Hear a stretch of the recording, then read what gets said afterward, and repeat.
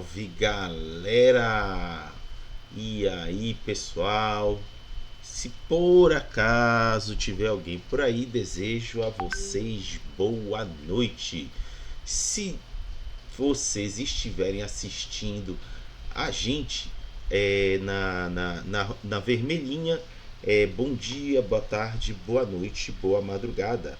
Vai chegando, encontrando o local confortável, seja no chão, na cadeira, na poltrona, no sofá, na parede, no teto. O importante é vocês estarem confortáveis, pois estamos começando mais um Boteco World of Darkness aqui no canal, que é um quadro que a gente dedica a bater papo, bate-papo bem informal sobre vários assuntos dos jogos do Mundos das Trevas, ou se preferirem World of Darkness, exclusivamente da quinta edição. A gente fica aqui alternando entre vampiro, caçador, lobisomem, e hoje é dia de falar de lobisomem. Mas antes de eu poder dizer para vocês sobre o tema de que nós vamos abordar de lobisomem, vou colocar aqui o meu convidado. Daqui a pouco a outra convidada aparece para dar uma boa noite e dizer quem são eles. A começar pelo Breno.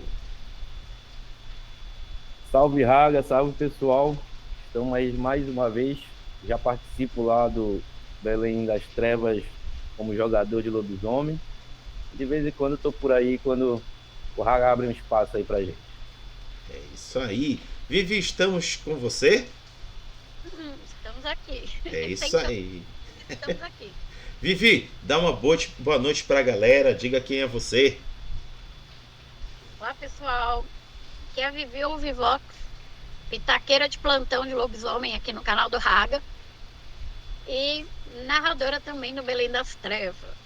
Estou um pouco afastadinha do RPG por questões de estar num spa não escolhido. Mas daqui a pouco vocês veem minha cara de novo no jogo sábado. Dale, show de bola.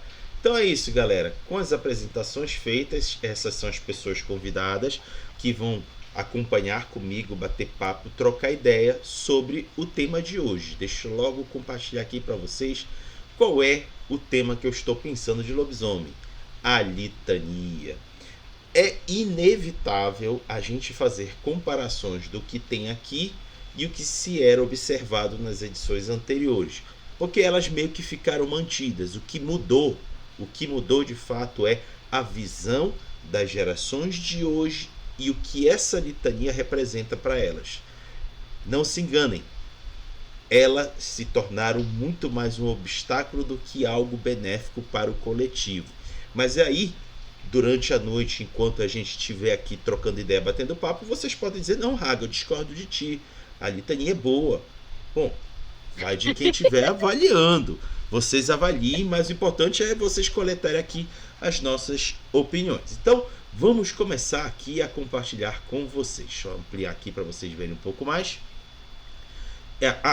Lembrando que esse conteúdo é material traduzido por mim, extraído do livro básico do Lobisomem Apocalipse. Então, eu não sou tradutor oficial, mas serve para fins da gente debater aqui. Então, quem tiver o livro em inglês já sabe que eu estou tirando das páginas 46 e 47. Vamos lá. A litania. Muito da história dos Garou é oral, mas dentro do campo das lendas e até... deixa eu até fazer aqui um corte. Eu fiquei assim pensativo.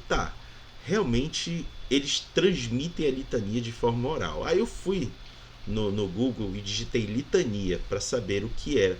E para minha surpresa, porque eu não conhecia, litania é uma forma oral, religiosa, de transmitir as suas orações, seja para Deus, seja para alguma entidade da religião, principalmente católica. E aí, pensei, caralho, agora entendi, faz sentido, porque entre os Garou, a cultura é eles transmitir história e conhecimento sempre de forma oral. Não há registros escritos amplamente divulgados. É sempre através de uma fogueira, escolhendo alguém para transmitir esse conhecimento e geralmente essa função cai para os Galhardes. Então, fiz esse adicional, vamos continuar aqui o texto. E ainda tem uma questão, assim, né? A litania, ela é uma forma de oração que ela é feita em conjunto. Então, tipo assim, aquele que está regendo, quando ele termina de falar alguma coisa, o resto tem que repetir. Todo mundo tem que repetir, para aquilo ficar, né? Ficar compartilhado e guardado para cada um. Boa, obrigado, Breno. Show de bola. Continuando, mas dentro do campo das lendas e até das próprias mitologias do que uma história verdadeira. Dando a perspectiva animista dos Garou, quando alguém diz o poderoso... Puta merda, preso de prata? Mas tá, o poderoso preso de prata montou sobre as costas do falcão. Ah, mas tu jura? Tá bom, só porque eles querem. Isso pode literalmente significar que um lobisomem montou um falcão enorme, ou até que o próprio falcão transportou o lobisomem através da Umbra. Interpretações fica livre para quem quiser. Então, isso se segue com a litania, um código padrão que é igualmente tanto impressionista e aberta à interpretação, quanto as lentes animistas através da qual os lobisomens veem o mundo. Muitos, provavelmente a maioria dos Garou, conhecem a litania de alguma forma. Se literalmente, como aqui apresentado, via uma série de parábolas, ou talvez até uma série de glifos de aviso arranhados de lupus sobre uma pilha de pedras empilhadas na beira da Schwarzwald, ou seja, Floresta Negra. Mesmo se eles não conhecerem uma única palavra disso, de todos os Garou, exceto os bandos mais isolados, certamente encontram-se influenciados pela litania em alguma capacidade. Os Philodox são grandes intérpretes da litania, e frequentemente cai para eles, especialmente quando os lobisomens de muitas matilhas e antecedentes se juntam, para reproduzir julgamentos sobre os transgressores, assim moldando o tipo de justiça social que informa os padrões dos lobisomens de todo o mundo. Os Galhardes cantam grandes canções de renome, ganhos na observação da litania. Os Hagabashi repreendem as suas falhas com a intenção de deixá-las mais forte e mais clara. A litania pertence a todos os Garou. Antes de eu passar aqui para os comentários dos meus convidados, eu vou aqui apresentar o meu. Eu fiquei bastante reflexivo sobre isso. Isso aqui é uma chatice minha, viu? É uma chatice minha. Porque, conhecendo a história da humanidade, quando não havia a comunicação impressa ou escrita, que foi a que mais se propagou depois que aprenderam a escrita, havia tão somente a comunicação oral. E aí eu só lembro daquela brincadeira do telefone sem fio. Mano, um contando pro outro, depois que conta pro outro, depois que conta pro outro, eu duvido que essa história chegue exatamente como ela começou. Vai chegar mudada sempre pela pessoa que está comunicando. Eventualmente muda. Aí eu fiquei pensando, como é que a litania de lobisomem ou apocalipse sobrevive às passadas oratórias de geração para geração? Mano, isso é missão para quem... Mas isso eu estou falando em termos de narrativa. Isso é missão para quem carrega essa função de saber transmitir e não deturpar demais, porque eu acho que deturpam pra caramba. Vivi, quer começar comentando? Olha, menino, eu já ia até te falar. Com o Senhor das Sombras, Hagabashi, eu garanto que a gente nunca alterou uma linha dessa fala. Uma linha dessa fala, desde sempre. É a mais pura. Não teve nenhuma interpretação, nenhuma alteração aí no processo. Tá seguindo maravilhosamente bem do jeito que foi criado lá no começo. Agora, como alguém que narra lobisomem, essa é a questão da litania. E é uma coisa que, assim, eu sei que muitos jogadores sentem falta. Porque no livro básico isso também não tinha, e a gente só tem no livro básico de lobisomem, que é: cadê a interpretação moderna de cada tribo pela litania? Porque agora, gente, a gente está numa W5. Os tempos mudaram, tribos se reajeitaram para modernizar. Lá no passado, a gente tinha só no livro de tribo, nas legacies, a interpretação de cada um, e que caracterizava muito bem o que o Raga acabou de falar. As falhas no telefone sem fio, tinha desvantagem de você ter sido criado com versões deturpadas dessa litania ou de cultura Garou, e a gente ainda não tem isso hoje. Por quê? Porque é um jogo que só está no básico. Então, né, seria muito legal se mais para frente, quando sair esse material que explica melhor as tribos, que a gente tem pouca explicação, explique melhor os augúrios, também fale o que hoje uma tribo moderna faz com que essas normas, porque, né, gente, a norma foi feita para velhos num passado que quase foi perdido. Verdade. E a parte da litania de você ter que repetir todos, como você vê em diversas práticas religiosas mesmo, teoricamente seriam para que os Garou decorassem e aprofundassem e entendessem, né, o que estava sendo falado ali naquela fogueira, naquele rito, naquele encontro. E aquela coisa, gente, o que a gente pensa de um guia de vida não é o mesmo que o nosso coleguinha pensa. Em Lobisomem é essencial você ter regra de conduta, porque ele é um jogo, inclusive baseado nas quebras de conduta e o que acontece nessa quebra de conduta. Né? E a litania ela envolve muito isso, do tipo, não mate seu coleguinha.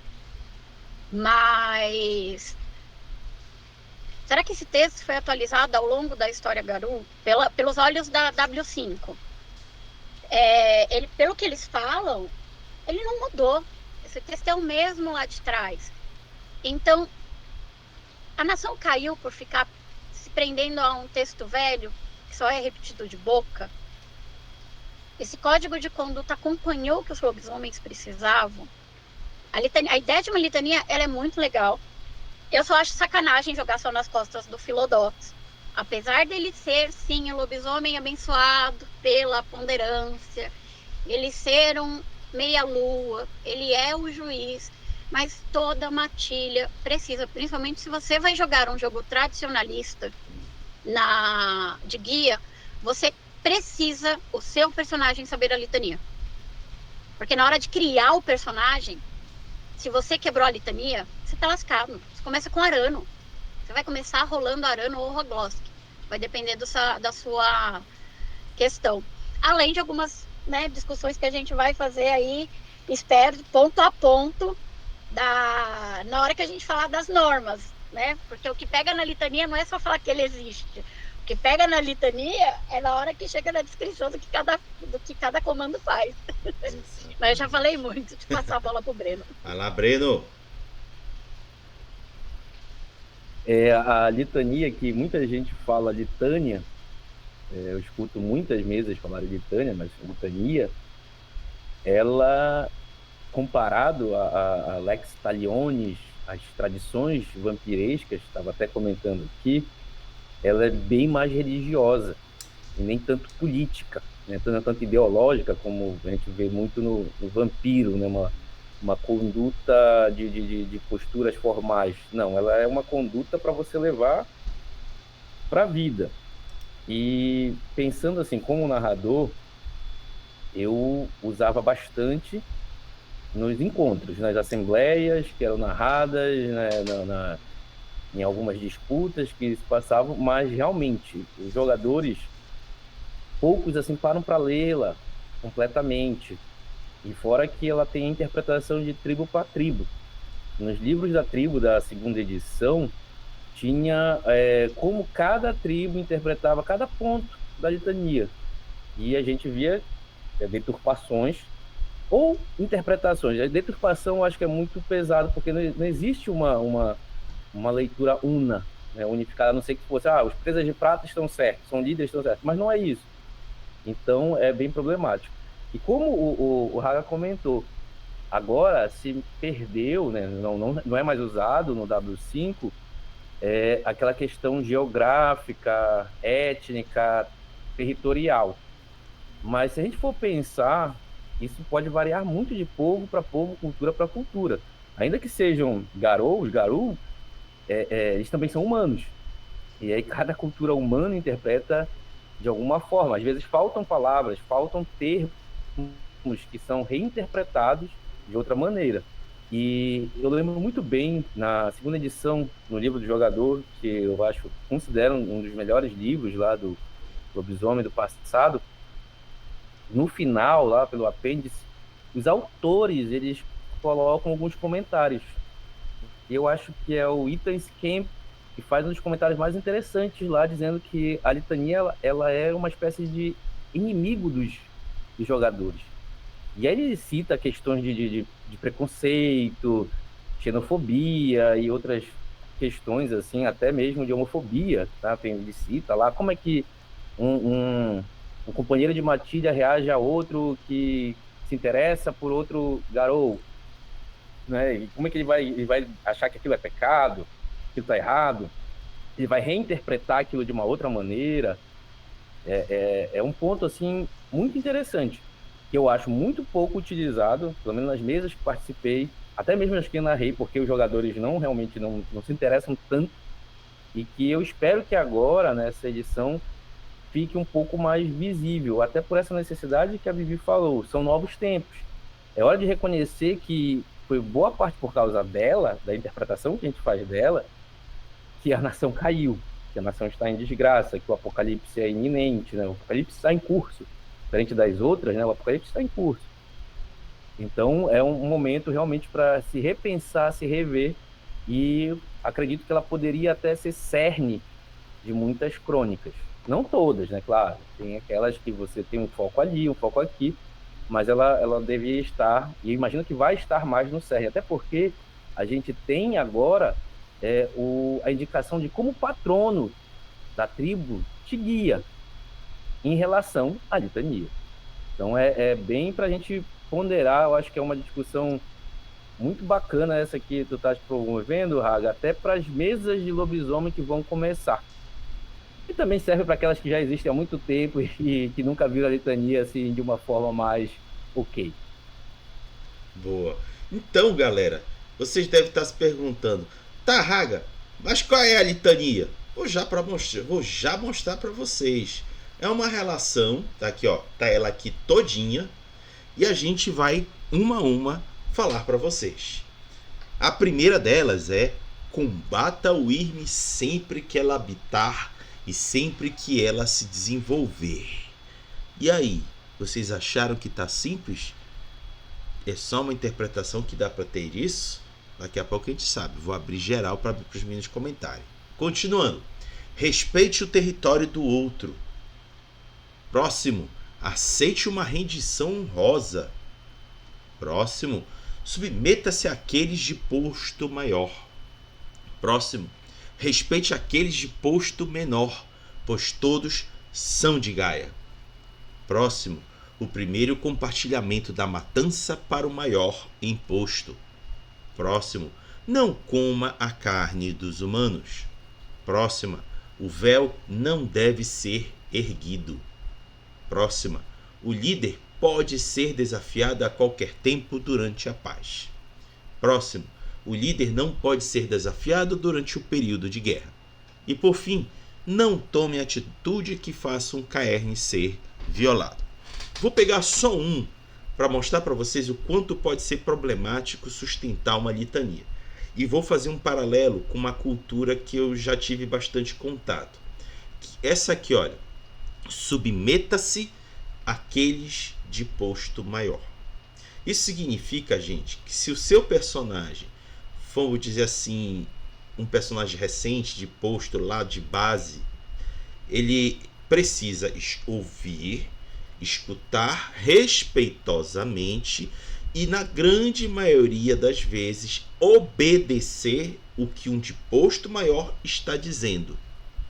Gente, isso é problemático demais, porque nenhum ser humano consegue estar sempre certo das coisas, porque cabe muita observação, cabe muita reflexão e principalmente cabe escutar o que os outros sentem e veem, porque uma coisa é o que você vê, outra coisa é o que o outro vê. E o paralelo que eu disse que ia fazer é com, por exemplo, a cultura japonesa. É muito comum eu escutar jovens profissionais iniciando carreira reclamarem que eles não conseguem fazer coisas que eles enxergam como mais adequadas, melhores, porque profissionais mais antigos são resistentes demais à evolução tecnológica, à evolução social e ficam se agarrando demais a costumes antigos e algumas das vezes ultrapassados. Então, tragam isso desse paralelo que eu fiz com a cultura japonesa para a cultura Garou, que é isso que algumas partes do livro de Lobisomem Apocalipse evidencia para quem quiser explorar. A nação Garou fracassou, mesmo seguindo as litanias que eram estabelecidas. E muito do que se repousa nesse fracasso foi um excesso de obediência à litania, mesmo quando ela poderia estar promovendo prejuízo a Gaia. Essas são as minhas observações. Dessa vez eu vou inverter. Breno, seus comentários. Tá, eu vou pegar aqui ponto por ponto e tentar ser um pouco sucinto. Não sei se vai dar, mas bora lá.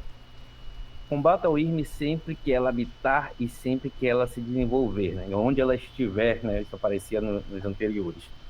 É bem curioso esse ponto aqui, porque eu vi duas fotos repostadas por autores de Lobisomem em duas situações muito curiosas. Uma delas foi durante os protestos no Chile e a outra foi durante aqueles protestos de 2013 no Brasil. E eles repostaram, assim, bem orgulhosos, olha só essa referência que eles estão trazendo. E ali já mostra, né, só esse exemplo já mostra o quanto a interpretação de cada um desses pontos, ela pode ser problemática. De quem é essa UIRM que estamos falando? Quem é essa UIRM que está sendo vista? Será que é, de fato, a corruptora? Ou é algo que eu enxergo como corrompido, como corruptor, como corrupção? E parece ser a que vai mais unificar, mas eu acho que a primeira é a que mais carrega essa problemática. Respeite o território de outro. Essa eu acho que fica bem clara. Talvez os peregrinos sejam os melhores professores a respeito disso. Até mesmo a gente vê exemplos nos textos anteriores de como os peregrinos chegam em cada nova seita, em cada novo caerne, e fica um pouco mais fácil o jogador, o narrador que lê aquilo, como interpretar e passar esta parte. Ainda que existam problemas em territórios que são disputados. E aí a gente vai à questão da história humana, principalmente em que os povos originários de determinadas regiões reivindicam aqueles territórios, mas eles foram tomados por colonizadores, que podem ser outros garotos. E aí, como é que fica? Não fica, né? Aí é guerra. Aceite uma rendição honrosa. Essa é muito interessante. Tem um exemplo dessa rendição honrosa no suplemento do Mocolé, o único suplemento de raças metamórficas que saiu no Brasil. E lá é um andarilho do asfalto, ele recorre a essa regra da litania para se safar de uma situação em que os garras estão atacando, os garras vermelhos estão atacando, e ele faz isso. E como isso é demonstrado, o garra vermelha cheira o corpo dele e percebe que ele urinou um pouco, demonstrando que ele sentiu medo e demonstrou que não está disposto a lutar. Submeta-se àqueles de posto maior. Parece muito simples, mas também não vejo tão fácil na questão interpretativa. Porque o conflito que uma determinada matilha pode estar vivendo na seita pode causar problemas. Narrativamente falando, isso é maravilhoso, porque causa intrigas e discussões. Respeite aqueles de posto menor, pois todos são de Gaia. Essa daqui é uma que é extremamente ignorada. É porque a gente sabe muito bem de um xingamento que, pelo que eu li, não mudou na W5, que é chamar o outro de filhote. Isso é maravilhoso. Assim, eu acho que quando eu narro assim é um momento especial. Quando sai um filhote, meu Deus. testa frenesi, testa fúria, testa raiva, porque não pegou bem. O primeiro compartilhamento da matança para o maior imposto. E aí isso vai muito de matilha para matilha, a não ser que estejamos em uma assembleia. E isso precisa ser respeitado. Mas até que ponto? Não coma carne dos humanos. Atualmente, vendo o W5 como está, parece mais de boa. A não ser que, como a Vivi comentou, o Raul Gloss impere ali sobre ti. Mas nas edições anteriores ela era bem problemática, ainda mais falando de garras vermelhas. O véu não deve ser erguido. Essa é uma que eu vi muito poucas vezes sendo colocada em discussões e mesas, inclusive nas mesas que eu narrei. Eu acho que os jogadores, muitos por terem aquela veia de vampiros, jogadores antigos, eles acabam tratando o véu como uma máscara. E ele acaba sendo bastante respeitado. O líder pode ser desafiado a qualquer tempo durante a paz. Essa daqui é uma que rolava constantemente. Constantemente, ainda assim, mais quando tinha intercâmbio de mesas, sempre até aquele momento. Eu acho ela muito interessante para as narrativas. O líder não pode ser desafiado durante o período de guerra. Essa era ótima também, né? E assim, a gente tá perdendo e a culpa é tua, né, cara? Então vamos lá para cima, a culpa é tua, senão vai ser tu. E é bacana que isso tá bastante trabalhado na trama canônica. Muitas vezes houve desafios, né? O Lobisomem, segunda edição, mostra uma delas lá, o Albrecht, toda aquela situação. E por fim, não tome atitude que faça um KN ser violado. Essa aqui variava bastante. Também trazia as intrigas interessantes, porque se a matilha líder da seita tivesse algum problema com a matilha dos jogadores, qualquer justificativa seria para dizer que, olha, vocês ajudaram esse pessoal a chegar aqui perto, vocês não mataram aqueles Fomori, vocês atraíram a Pentex para cá para perto. Então é uma da litania que serve muito bem para se colocar problemas para os jogadores. Muito interessante. Show! Vivi, sua vez. Vamos lá, né? Para quem veio antes do lobisomem, notou que mudaram as normas da litania por questões de anos 90 serem uma bosta de desrespeito. E agora estamos lutando por um mundo melhor. E assim, eu vou focar bem na quinta edição e no que o cenário propõe. E que a minha opinião como narradora e como jogadora é que essa litania podia ter mudado mais. Até para você colocar mais base na hora de um garoto novo, recém-descoberto, um filhote, por definição, porque ele acabou de descobrir, está aprendendo a comandar aqui naquele mundo cruel. Entenda as regras e possa, do tipo, falar, olha aqui. Mas, ao mesmo tempo, essa litania não mudou porque é para você poder pegar ali na hora de fazer sua mesa ou de jogar na mesa de alguém, você vê que as falhas da nação Garou continuam. Os lobisomens, grande maioria deles, sabe onde está errado. Mas o apego à tradição não os permitiu mudar. E é uma fachada que já existia nas outras edições de Lobisomem e que agora está em destaque na quinta edição. Então, a gente que está aqui falando da quinta edição, a litania ela é uma forma muito interessante da sua matilha ler, tanto para você que está narrando quanto para você que está jogando, e pensar, a nossa realidade segue isso daqui? A nossa realidade permite isso aqui? Tipo, será que os meus heróis velhos já não morreram de overdose, como diria Cazuza?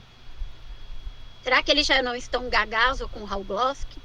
O que acontece com eles, né? Então eu vou fazer que nem o Breno, vou pegar ponto a ponto dela, porque é legal, como eu disse, todos os jogadores, todos os augúrios saberem, até para você decidir como você vai ver. E, gente, uma coisa que acontece muito é o Filodox é aquele cara que segue à risca a litania e não pisa fora da linha. Não necessariamente isso Você às vezes precisa olhar de longe para poder julgar direito, porque a litania pode te enganar exatamente pela parte dúbia dela. Ah, e o Hagabashi é o cara que quebra a litania porque ele é zoeiro. Não, não precisa quebrar a litania para criticar ela. Inclusive que quebrar a litania pode ferrar todo o seu esquema de jogo e da sua galera. A não ser que vocês façam uma matilha toda doida que na W5 quer cair logo pro lado dos cultistas de Fenris, levantar os braços para cima e descer a ladeira para fazer caos. Porque algumas regras não fazem sentido para um tempo moderno, algumas regras fazem sentido para tempo moderno. Depende da sua opinião. Por isso que litania é complicado de conversar. Vamos lá. Combate ao Wyrm onde ela estiver e onde ela nascer, né? Porque, tipo, e onde ela nasce. Gente, acho que é a frase mais falada por jogador de lobisomem. Tem meme disso. Tem camiseta disso. Tem ofensa com isso. Tem tudo com isso. E o que eu acho que precisava ser corrigido. Na W5, a gente já sabe que a Weaver fez merda. E, aliás, a W5 é um reboot. Então, os Garus sabem que a Weaver fez merda. Mas imaginem a treta se você coloca combater a Wyrm e a Weaver onde elas estiverem e onde elas proliferarem. O caos que esse cenário ia virar. Uhum. E aí entra na dualidade que o Breno falou, né? A Wyrm e a Weaver em lobisomem, elas não são preto e branco. Falta muita explicação do que é a tríade para a W5. Mas é um recurso de história para você explorar e colocar as questões morais do seu personagem, sabe? Quando você mata toda uma população que é funcionário de uma cadeia de produto de limpeza, você está sendo o írmico também, porque a fúria te dominou e você matou pessoas que só estavam ganhando pão. O Wyrm só não se aplica quando a gente derruba os ricos, né? Porque, exceto a carne humana, rico não é ser humano, esse a gente pode devorar. Respeite o território do outro. Hoje na W5, você não tem mais aquela estrutura tão falada. Estamos esperando o livro novo, ainda não saiu.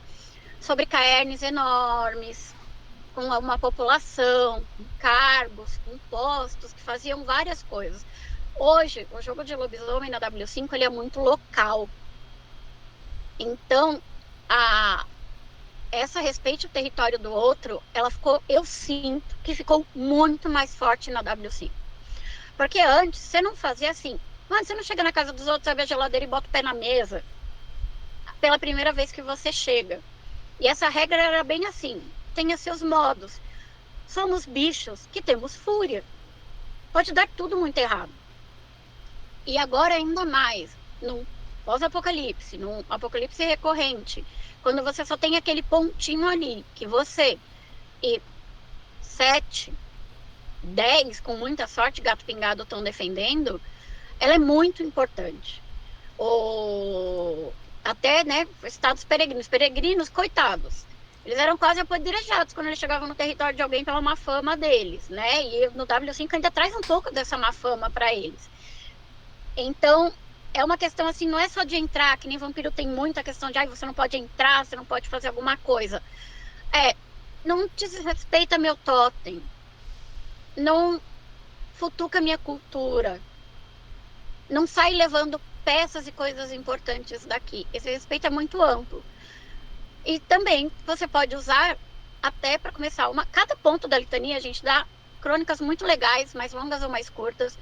E você pode usar, por exemplo, um acerto de conta de uma briga do passado e uma matilha nova indo buscar um item que foi roubado de um caerne que agora tá pequenininho. E ele precisa daquele item, ele vai lá na outra seita. E aí, a litania vai valer a pena? Vocês vão respeitar o território deles como eles não respeitaram o seu? Né? Aceite uma rendição honrosa. Essa era a parte que, entre as tribos, era mais debatida, porque afinal... Sempre vou jogar o shade nos crias de Fenris, como o bom senhor das sombras. Os crias de Fenris devoravam o Garu que perdia ou se rendia. Então, entra exatamente no que o Breno falou. O que é uma rendição honrosa e o que você faz quando essa disputa não ocorreu dentro de um caerne, uma assembleia com testemunhas. Porque é certo, o Garu perdeu, mostrou a barriguinha para você, perdeu. Tem pouco na guerra, por que você vai matar aquele? Seria lógico. Não era dividida por todos. Não à toa que agora na W5 tem menos lobisomem ainda. Submeta-se àqueles de posto maior. Já dava problema antes e agora na W5 tá com tudo para dar problema. Porque os garus mais novos, como o Raga falou, já perceberam que essa litania não levou nada a lugar algum. Então, respeitar é só pro status quo? É só para manter o que já existe? Ou ele realmente está ali para guiar e melhorar o lugar?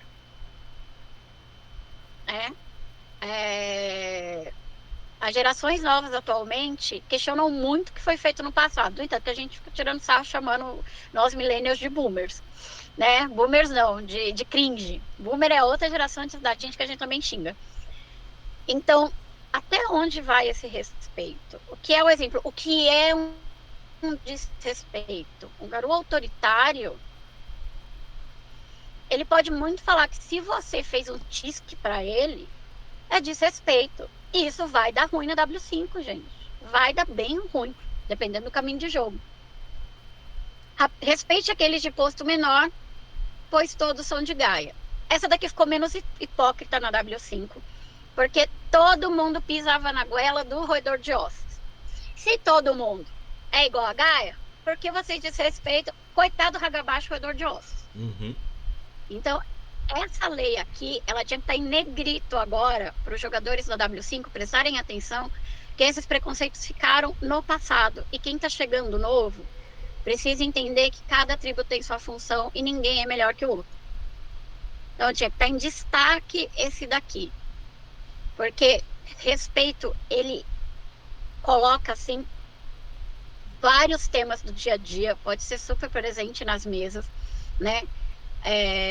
Realmente muitas mesas não ligavam tanto para a litania, só usavam, algumas usavam só para sessões de assembleia, mas também o jogo não dava tanta ênfase assim, né? Só falava que era um código que a galera dele não devia quebrar, então não dá para jogar só a culpa nos jogadores. O primeiro compartilhamento da matança para o maior imposto.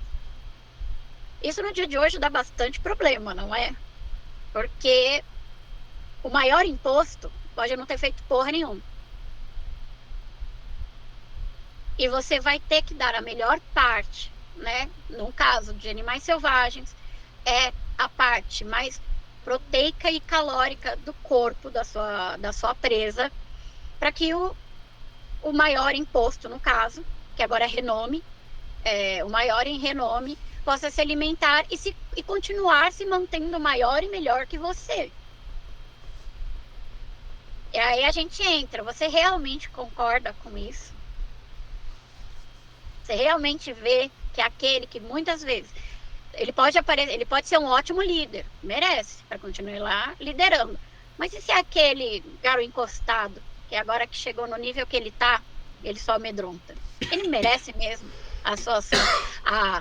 a grana que você desviou, os terrenos aonde você tirou a UIRM, né? Então, ele é legal para a mesa também os jogadores pensarem, nossos líderes são líderes, então eles merecem se manterem como líderes. Ou nossos líderes são só sanguessugas que abusam da gente. A gente quer seguir essa litania mesmo?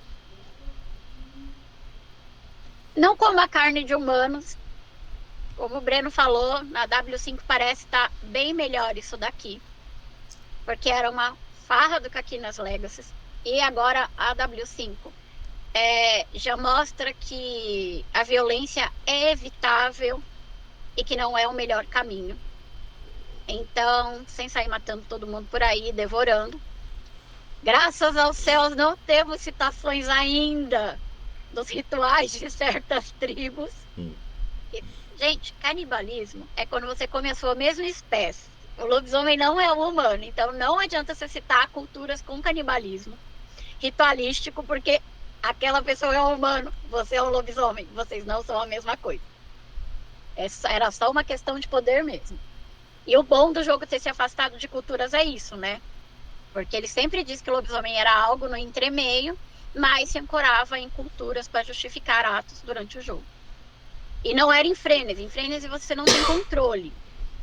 Eram atos que a galera fazia o ritual mesmo e consumia. Então, essa é a treta. No Frênese, gente, a gente faz as bostas que acontece que você tá 100% animal. O véu não deve ser erguido. Realmente, é assim.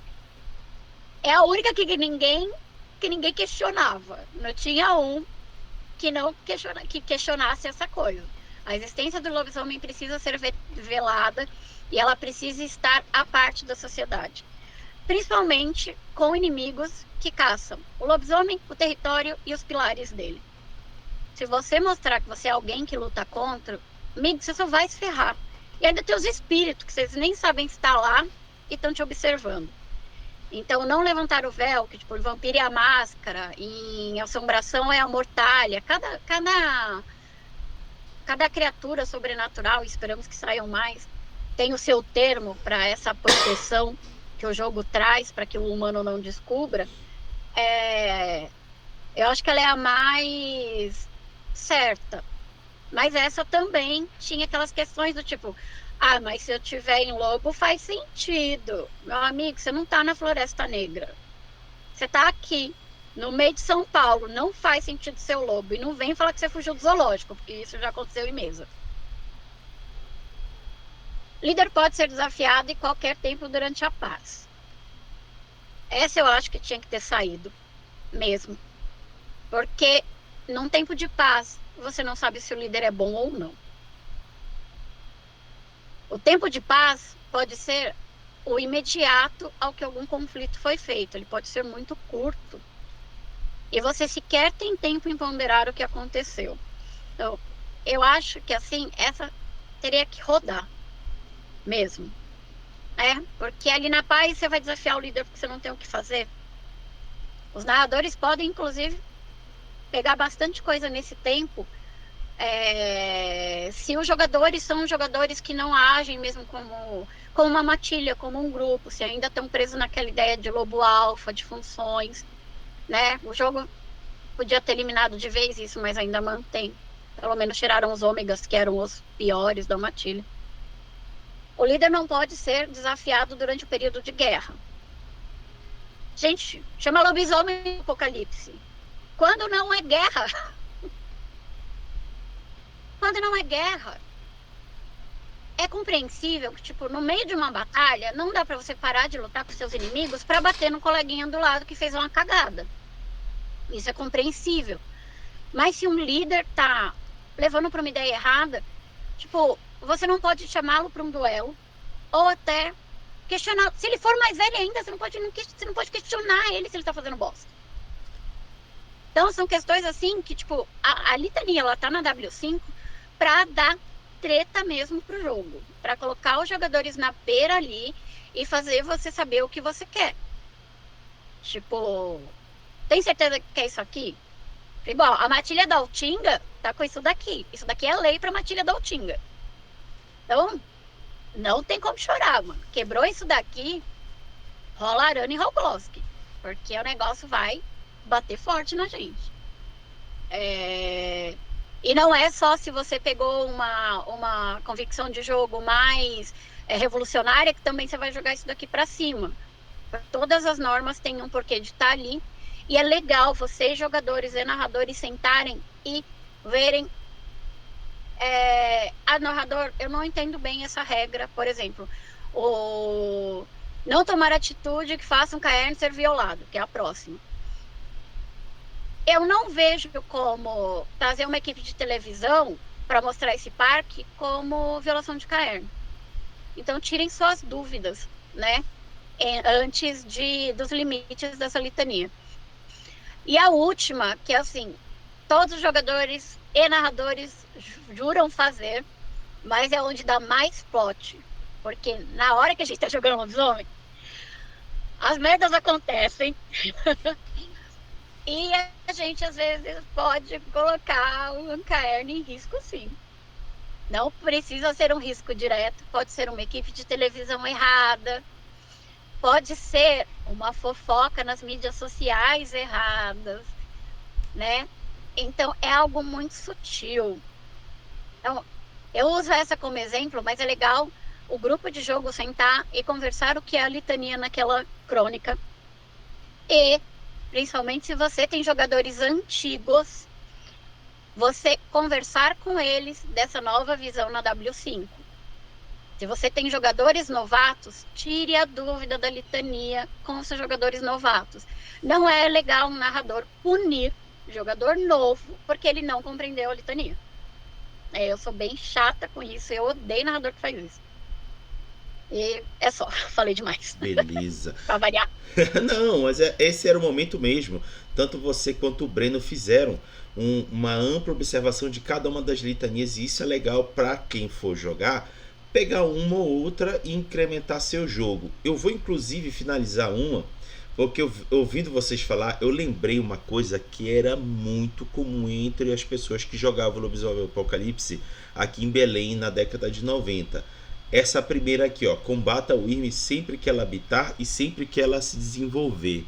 Gente, eu acho que um dos dons iniciais mais populares entre os jogadores era de sentir a Wyrm. Nossa senhora! Era uma das primeiras coisas que eu escutava. Narrador, uso sentir a Wyrm. Igual era um radar da porra o tempo todo. E aí caía... A galera parecia detector de metal, né? Sentia o Wyrm, sentia o Wyrm, sentia o Wyrm. E aí entra aquela questão dos vampiros. Vampiros exalam o Wyrm. E aí, tu vai sair varrendo tudo quanto é vampiro, inclusive aquele que acabou de ser abraçado pelo Sabá e foi largado. Ele ainda não cometeu nenhum crime, só teve o azar de ter sido abraçado sem ter pedido. E aí, tu vai matar o cara por causa disso? É ponderar o que realmente faz, e isso é que eu acho legal explorar num jogo de lobisomem. Mas antes que eu possa avançar, deixa eu ler aqui uma pergunta que fizeram no chat. O Leon88 perguntou o seguinte: minha dúvida é, as versões mais novas de lobisomem melhoram ou pioram as possibilidades de crossover? Leon, primeira coisa que eu preciso te deixar informado é que nem nas versões anteriores, nem atual, o crossover é admitido. São jogos distintos que têm cenários similares. Não quer dizer que sejam os mesmos. Isso é tanto nos antigos quanto nos novos. Cenários similares. Então não existe crossover. O único cenário de jogo que eu vi de fato fazer crossover e muito bem foi no Crônica das Trevas, do Vampiro Hacking, do Lobisomem Destituídos, Mago... esqueci o nome como é que era do mago, entre outros. Que ele Despertar. Isso, Mago Despertar, porque ele tinha uma mecânica específica que se balizava em relação aos outros seres sobrenaturais. Havia mecânicas que usavam essa trilha específica do ser sobrenatural para colocar em xeque dos outros. Então isso em Mundo das Trevas não existe. E o crossover é muito mais pelo desejo das pessoas que jogam do que pelo jogo criar possibilidades. Alguém quer opinar alguma coisa antes de a gente avançar? Só falar que assim, sim, a dúvida é muito real, porque as primeiras propagandas da quinta edição prometiam o crossover. E no fim, eles chegaram e falaram: crossover nada. Vocês não têm crossover e se virem aí para juntar. Então, é muito comum essa dúvida, porque a gente foi vendido um produto que poderia ser misturado. Até alguns textos ainda mantém isso. Se você olhar no livro de lobisomem, está lá escrito: não tem por que um lobisomem brigar com um mago. Lobisomem não fica fuçando assunto de vampiro, porque eles estão em esferas diferentes. Podem se cruzar, mas não tem que ficar aquela briga que o pessoal adorava fazer, né? Os próprios textos, tipo, se afastam. A de vampiro é a única que fala que pode acontecer, mas Hunter e lobisomem já afasta. Uhum. Então parece, eles deram um gostinho, fizeram a ficha ficar igual, mas não dá, você ainda vai sofrer para adaptar um para o outro um pouco menos. Isso mesmo. Breno, quer Ah, comentar que alguma barulheira. coisa? Ah, desculpa, Vivi. Não, eu só xinguei a barulheira, porque teoricamente, né, eu tinha que estar no silencioso. Uhum. Breno, quer comentar alguma coisa? Ah, tá. A respeito do crossover, a Vivi me contempla perfeitamente, assim, né? Essa, essa ilusão que jogaram na gente foi problemática e narradores vão ter que se virar. Mas, como estamos num boteco, né, e boteco pede discussão, eu vou fazer um comentário, não pedindo que vocês comentem em cima, não é isso, mas se quiserem, claro, óbvio, tô sujeito a ouvir críticas, elogios, o que for. É muito interessante nessa litania a supressão do não cruzarás com outro de tua espécie. Porque aí nós não temos mais um elemento que era marcado, que era a questão do impuro. Eu entendo perfeitamente, né, por que foi suprimido, né, não faz mais parte do cânone da história de lobisomem, muito bem, mas era uma marca brutal ali na litania. E, assim, nós temos a discussão de cenário e contexto. O cenário promove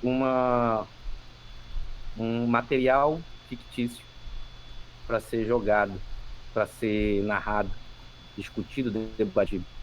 O contexto, que é da nossa realidade, ele já quer, principalmente as editoras, elas querem diminuir críticas e problemas para si, que era, de fato, acontecia e acontecia muito. O meu ponto é do tipo, o quanto nós conseguimos manter um jogo trágico. O Mundo das Trevas é algo trágico, algo dramático. Claro que cada narrador pode fazer, trabalhar da forma como quiser, como a mesa se propuser, enfim. Mas eu não digo que essa litania está mais easy ou mais light. Não, mas a anterior é muito mais brutal. Essa eu acho que a questão de você reinterpretar, debater, rediscutir vários assuntos dela e colocá-la no cerne, como falei anteriormente, é a grande questão agora. Que ela aparecia pouco, muito pouco, né? Tinha mesas que ignoravam. Então, eu deixo esse ponto, essa reflexão para a gente, assim, né? Melhorou? Eu acho que sim, né? Falando de contexto. Em questão de cenário, eu debato, eu discuto. Beleza. Então, dando continuidade aqui ao conteúdo, vamos agora para um outro trechinho do livro que começa assim: vivendo por um código inflexível, que é na realidade flexível quando alguém poderoso decide que deva se ter um lado sombrio. A litania é um conjunto imperfeito de regras pelo qual empreender uma guerra de guerrilha de resistência durante o apocalipse em andamento. Essas regras significam coisas diferentes em tempos diferentes para lobisomens diferentes, e a tradição oral dos Garou é predominantemente com a litania sendo usada para justificar autonegociação ou até a atrocidade.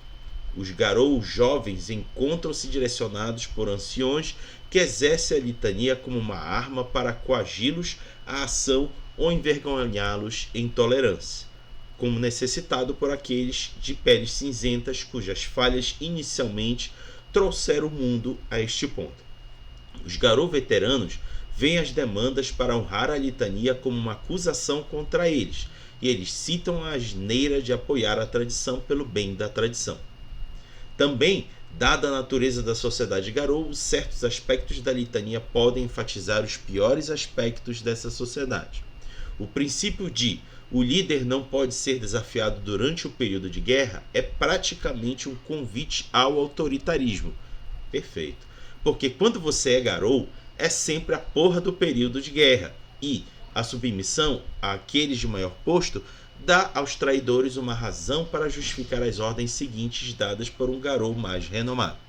Para todos os contos de autoglorificação que os garou antigos contam em volta das fogueiras, os lobisomens mais jovens notam que a nação garou não desmorona porque a litania era tão desgraçadamente perfeita. Esse texto fala bem daquilo que eu citei ainda agora, que para o cenário do W5 ele é muito mais para a juventude garou do que para os velhos garou. Os velhos garou se tornaram um problema e o livro está recomendando você tratar isso como um desafio para os garou jovens, que é isso que se diz para começar a jogar W5. Vivi, seus comentários.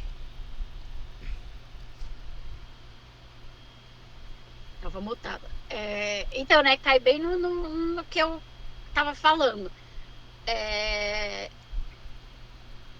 Gente, o livro ali no começo, antes dessa parte, ele fala exatamente que a nação garou tá frangalhada, fragmentada, e são lendas do passado que essa nação existiu. Né? Então, eu costumo ler essa última linha aqui com um tom bem jocoso.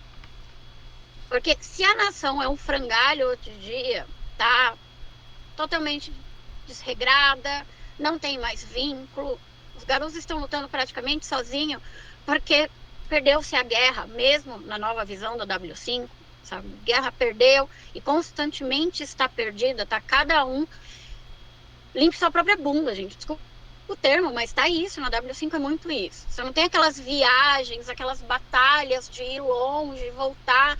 Aqueles garotos mais velhos, se eles não estão ali para contar, na W5 eles não são nem citados, eles são lendas, eles são histórias de fogueira, porque isso está muito distante, né? Então, do tipo, nossa, essa perfeição maravilhosa, essas regras balanceadas e que colocam esses velhos no poder, funcionaram tão bem que olha que nação linda a gente tem até hoje.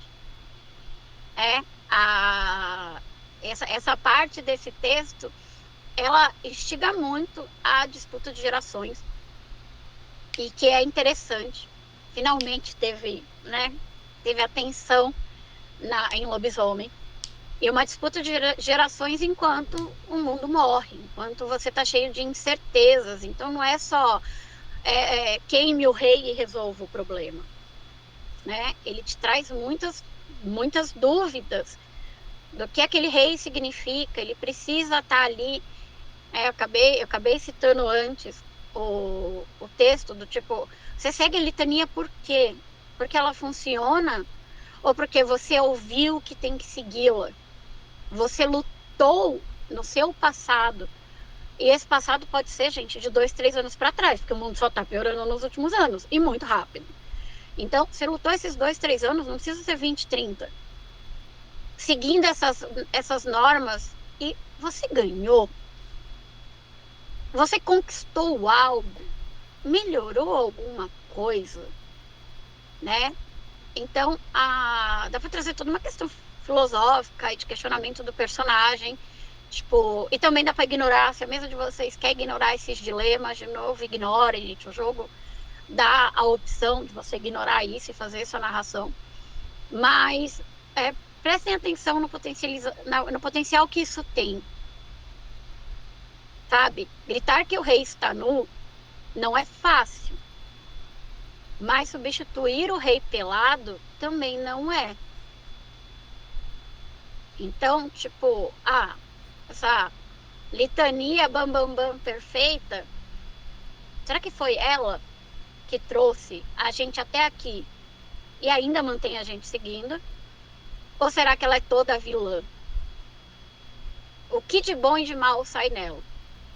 Ainda mais agora com a possibilidade de fazer as matilhas intertribais muito mais unidas, porque cai aquela questão de região, cai as culturas.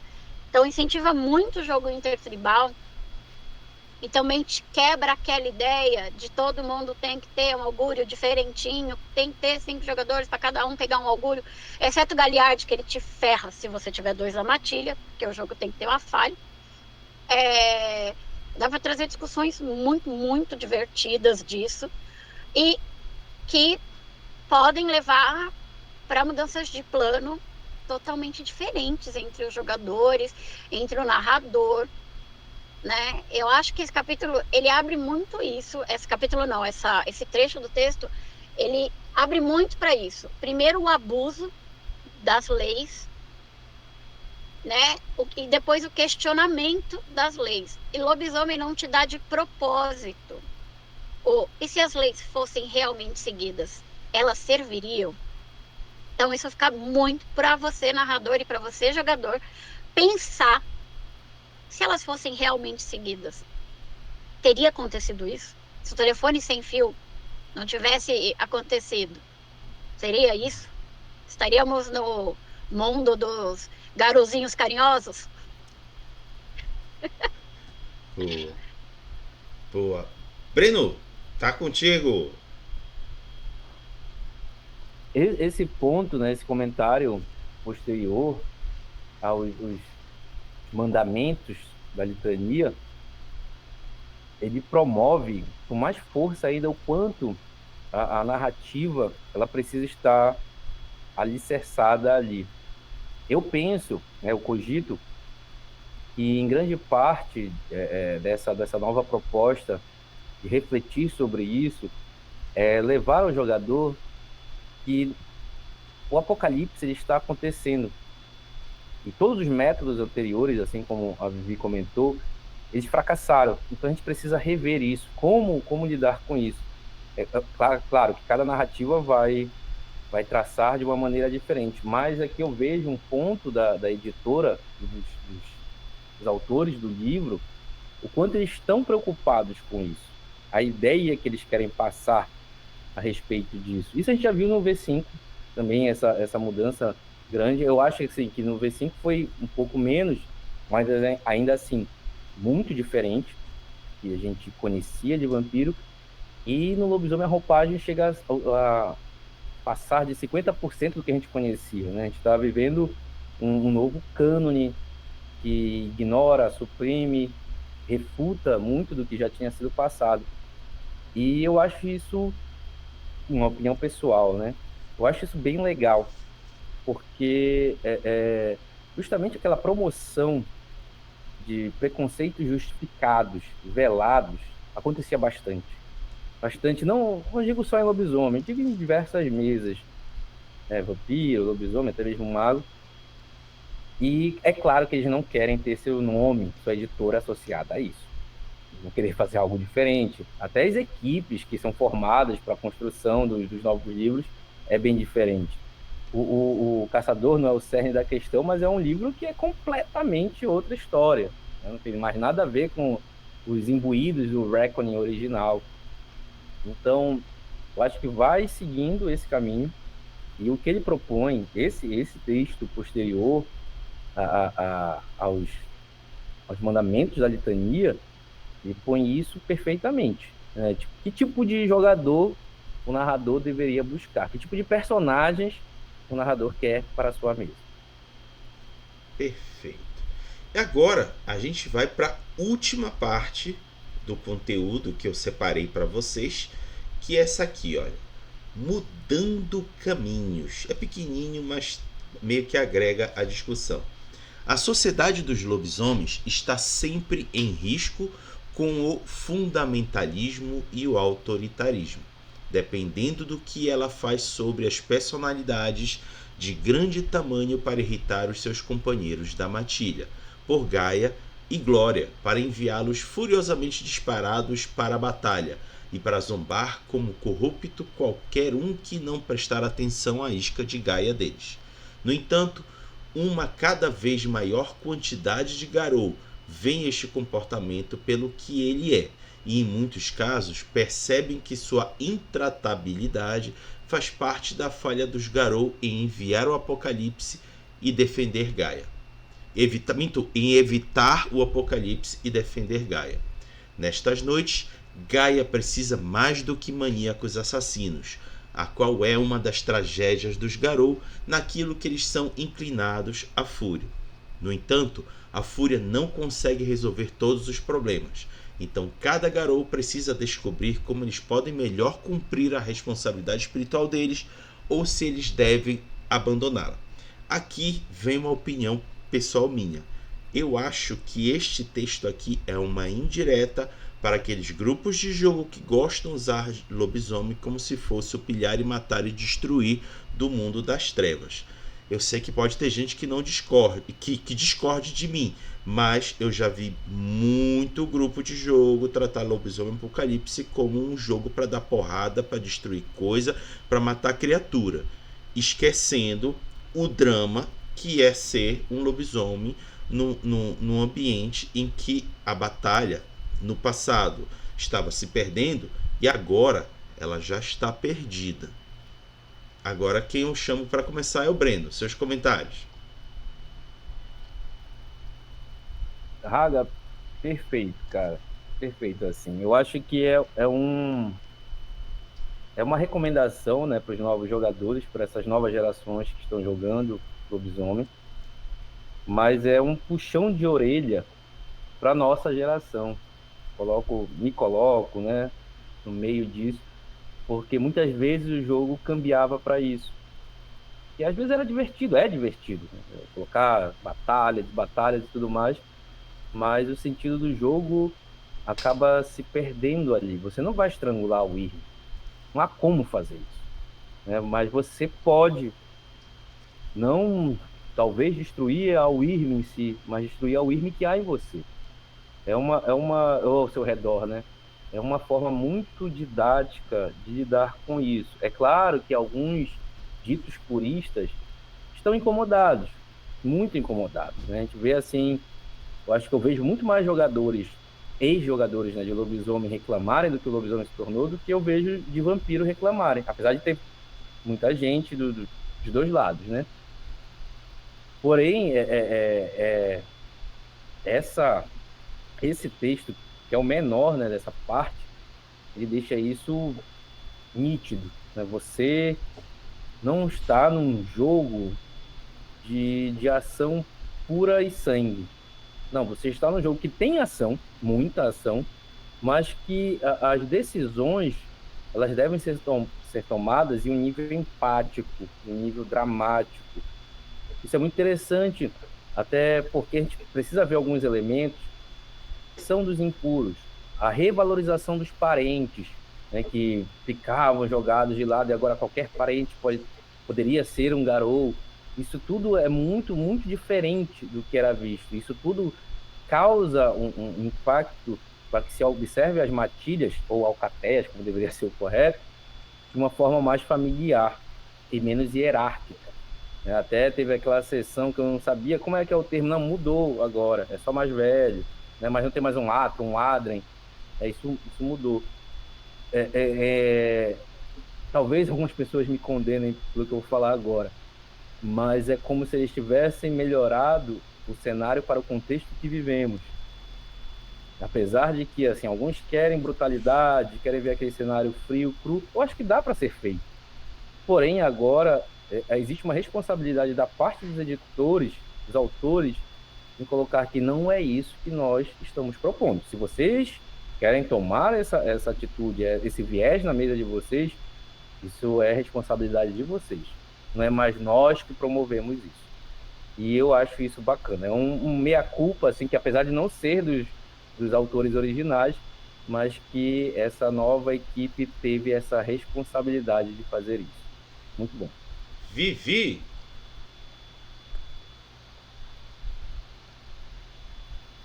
Lá tava eu mutada de novo. Aqui não dá muito, não. Diz a lenda que amanhã já tô em alta, então tô tranquila para os próximos fins de semana. Essa caixinha de texto no livro, ela tinha que ter vindo na contracapa. Porque assim, gente, que não é legal você virar um monstro de 3 metros de altura, sair rasgando tudo na sua frente, destruindo, salvando o dia. Legal pra cacete. Legal pra caramba. E com o pouco material que a gente tinha em lobisomem em português, muita gente entendia que era só isso. Tem que lembrar isso também.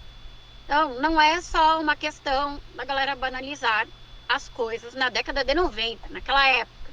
Que, sério, a gente não era educado para olhar para o lado. Era muito raro isso. As coisas eram muito distantes das educações. Só quem vivia que estava ali na luta. Era muito fechada essa questão. Então, não culpo. Achava uma bosta. Mas não culpo quem jogava assim e quem joga até hoje assim. Porque, afinal, ninguém vai estourar a porta da sua casa, a polícia do RPG não vai roubar seus livros, não vai apagar seu drive.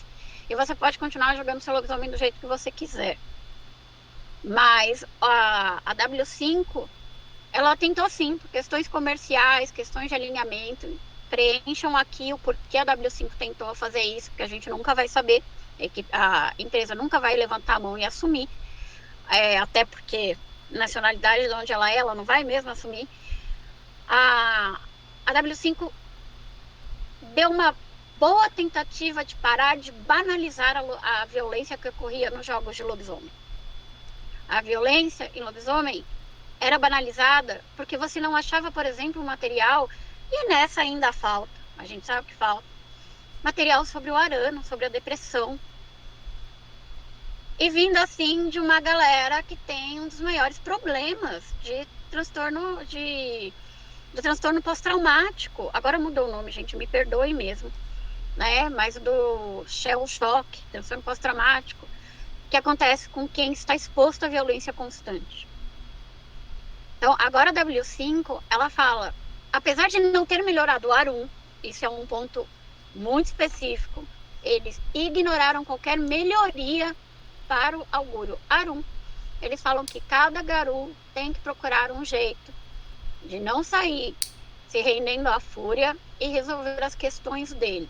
Mas o jogo não ajuda quem escolhe esse augúrio, fica pesado, fica um desafio de jogo com uma tendência muito ruim para quem quer. Agora não ganhou muita coisa legal, não.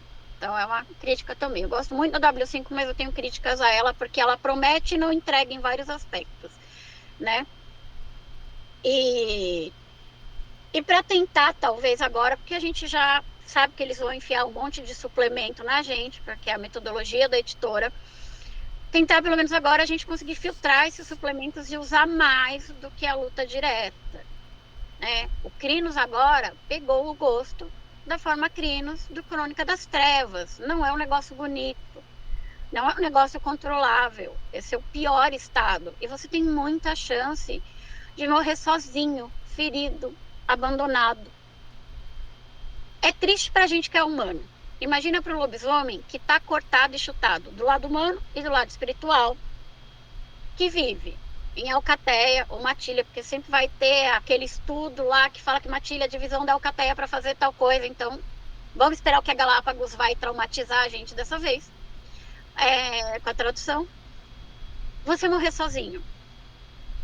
É muito triste. Seus amigos terem que sair correndo, porque poucas matilhas conseguem segurar os seus guerreiros quando eles estão em crimes. Então, o jogo traz na prática esse conselho, e eu achei que isso foi uma ponta muito firme, de você trazer uma estrutura de regra que sustenta o que você está vendendo agora. Não é mais, gente, aqui é o narrador, vocês confiam em mim? Beleza, vamos segurar um pouco essa violência? Não, agora você tem a regra ali, então seu narrador tem aonde explicar.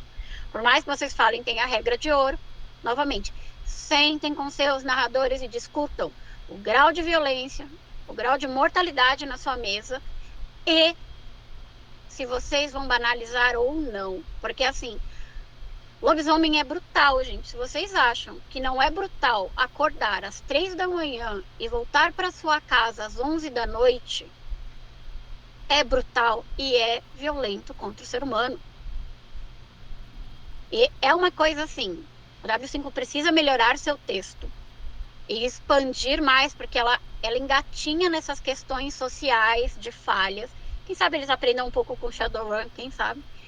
A explicar essas brutalidades sociais sendo a violência do jogo. Você não precisa de tripas no chão e gore para fazer um jogo traumático, com horror e com o terror de você acordar mais uma segunda-feira. Entendeu? Então, essa parte da violência, ela é muito necessária, é o motivo de muita gente xingar a quinta edição.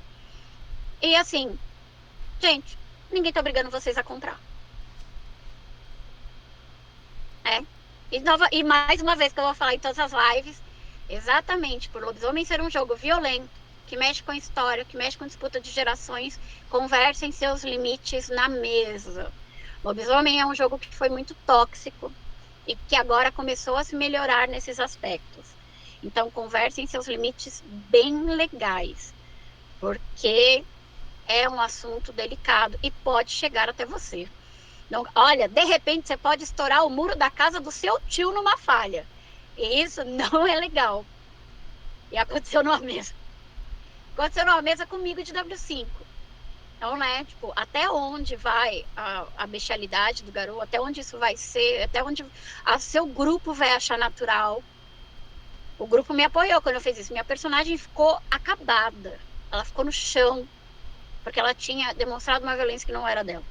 Vocês não precisam fazer esse drama. Eu adoro esse drama. Eu tava numa mesa maravilhosa, com o Evandro, com o Bruno e com o Curi, que chama Gustavo, lá do Garo Nordeste. E foi muito legal essa cena. Então, pensem bem aqui. Essa é uma notinha de texto, aquelas caixinhas que tem uma cor esquisita, que eu acho que é marrom, não sei se é marrom, no livro. Eu acho que ela deveria estar em destaque, mais ainda, na contracapa. De verdade. Boa, boa. Bom, infelizmente chegamos ao final do conteúdo e a gente vai agora para as considerações finais. E quero aproveitar as minhas considerações finais para responder aqui a pergunta do Liun88 aqui no chat, que ele perguntou: o que acham da utilização do RPG com função terapêutica aplicada?